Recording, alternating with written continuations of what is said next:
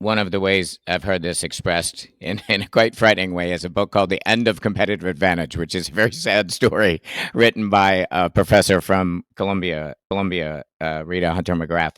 And she said that our challenge today is to learn to compete on not our like fixed position that we start at the beginning of the year with, but we need to learn to compete on a series of short-term transient advantages. And it's just like that kind of exploded my brain because that is it. Like we have this thing, and this thing has got what a 90-day. You talk about how tech. You earlier you were talking to me about how tech companies can punch above their weight now by leveraging AI, that kind Yeah. of thing. So Yeah. we're rolling stuff out, but the competitive life cycle of this stuff is a minute and a half because data is so pure, people get access to it and they copy it.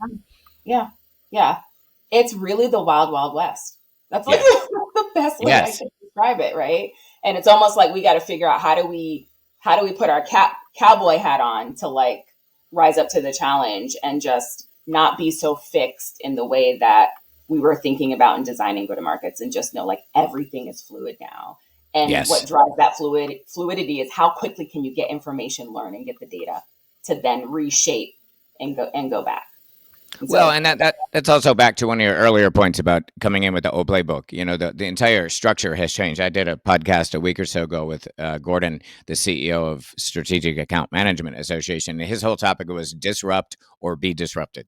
yeah, You know, that's and, true. and I think that's it. And it wasn't part of his whole dialogue was you could milk it for a while in the past. You cannot anymore. You just have to blow stuff up like it in advance. You got to blow stuff up or you're going Yeah, to get blown up. yeah. You just got to assume like whatever model you have is not gonna work.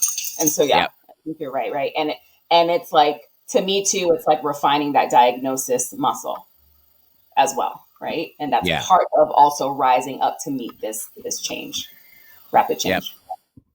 Well, I'm just jealous that I don't have you as a product marketer in my organization.